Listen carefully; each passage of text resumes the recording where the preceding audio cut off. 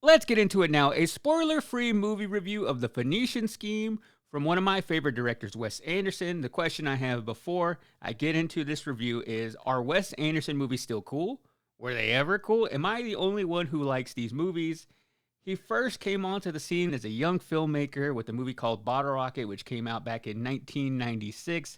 So we're looking at almost 30 years of Wes Anderson movies. He followed that up with Rushmore in 1998, where I feel he really started to gain traction. I love Bottle Rocket, but I feel like he started to get into that. Okay, here is what makes up a Wes Anderson movie with Rushmore, but then I think made his most impactful movie of his career in 2001 with the Royal Tenenbaums, really where he started to get into that signature look, that signature dialogue, where he started to be more particular when it came to having everything be symmetrical.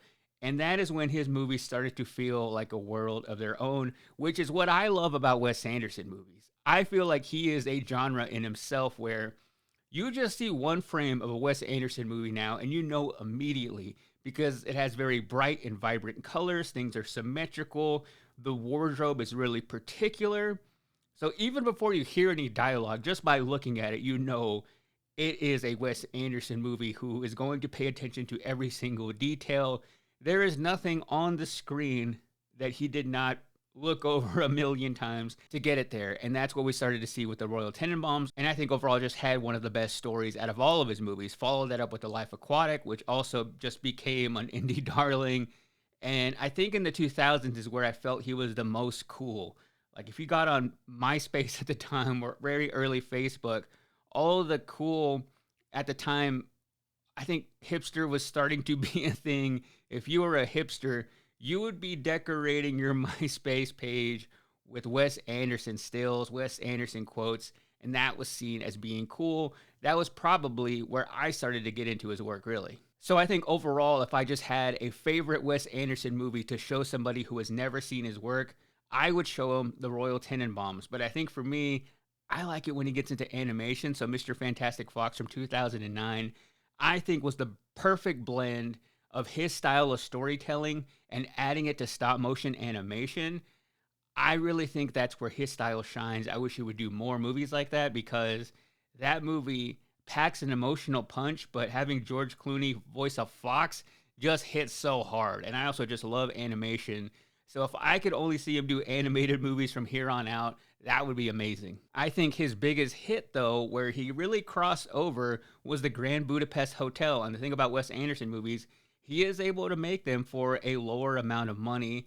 And if they can hit just right, they can be really profitable, which is why he continues to have the opportunity to make these movies with these really big movie stars if you look at the ensemble cast. And I think it's kind of a badge of honor for a lot of actors to say, I've been in a Wes Anderson movie. So oftentimes you have people like Tom Hanks or Scarlett Johansson doing these movies for a much smaller amount than they would ask for a normal movie. He also uses them very strategically, where if you pay attention to the scenes that they are in, sometimes you can tell they probably only had to be on set maybe 1-2 days, a week at max, because their cameos sometimes go pretty quick. But I think the Grand Budapest Hotel was his biggest sleeper hit because it only cost $25 million to make and went on to make $163 million worldwide. He hasn't really achieved that level of success in the 2020s. The French Dispatch in 2021 was probably my least favorite Wes Anderson movie. I really wanted to like it. You had Timothée Chalamet in there, but that movie was a little bit confusing to me, which is a thing about Wes Anderson films is you have to pay attention to the dialogue, and sometimes you can pay attention so much and at times not know what is going on because they are so artsy. The humor is so dry, it's very wacky, and that one just didn't really land for me. But a couple of years ago in 2023, I loved Asteroid City. That movie cost $25 million to make, ended up making around $50 million at the box office. So not a major hit. I think it still broke even in the end. And the Phoenician Scheme cost a little bit more to make than that one. This one cost about $30 million. So what this movie is about, you have Benicio Del Toro, who is just such a unique looking guy. And I think when Wes Anderson picks the actors he wants in his movies and his frequent collaborators, they just have very unique looks where you just see them, you put them in a Wes Anderson wardrobe, and they fit perfectly. I wonder, does he even see actors as people? Because he is such an artist and so creative.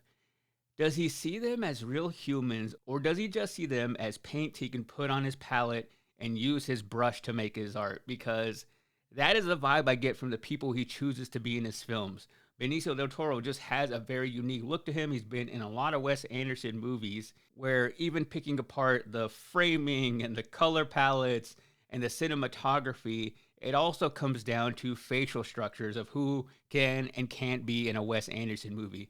But Benicio del Toro's character is this wealthy businessman who is very polarizing. A lot of people want to see him dead, so much so that there's been 8 failed assassination attempts. So he realizes, man, somebody's out to get me. I got to do something.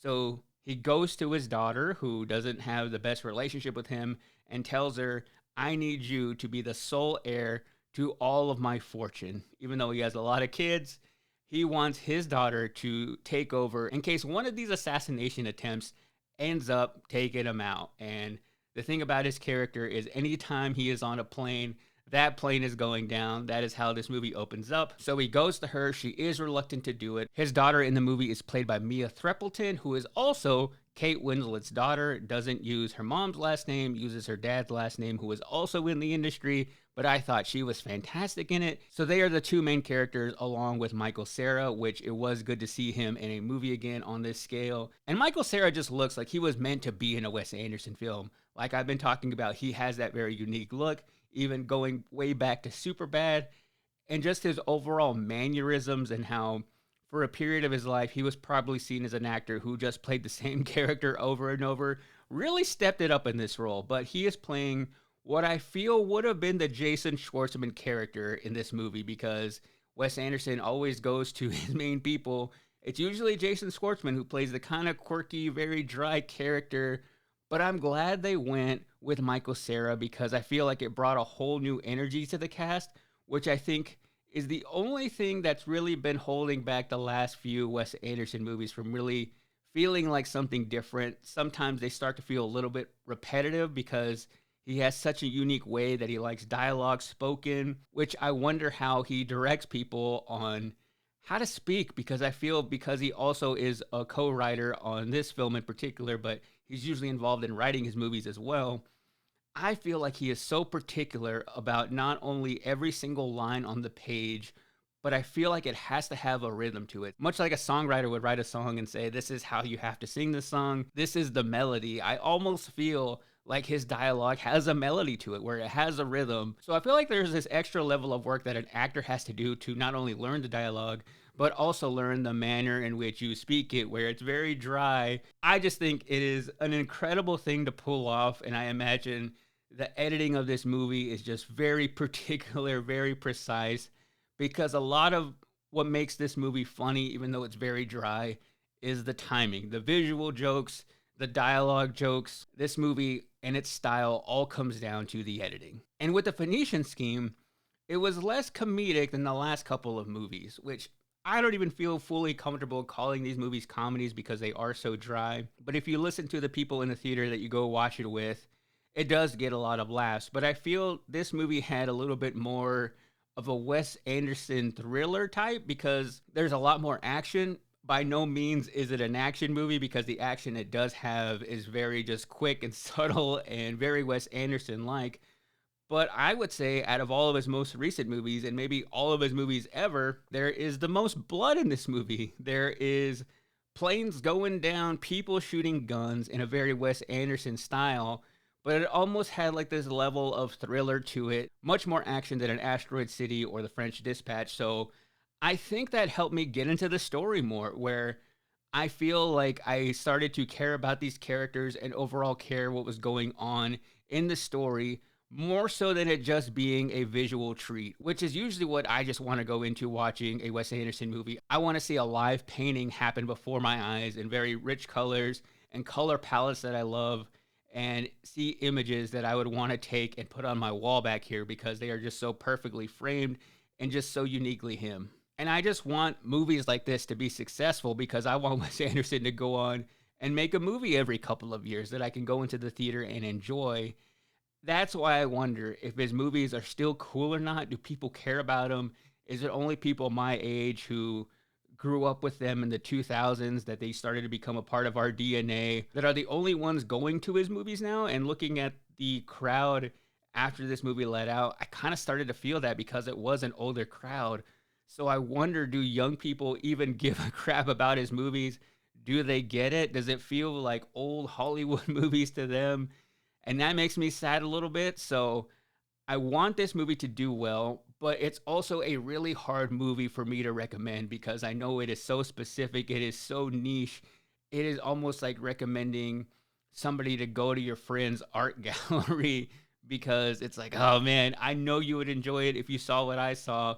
And I won't even think less of you if you don't get it, because I just think these movies are not for everybody, but they are for me. So I will continue to support his movies and talk about them and go see them in theaters because I love them.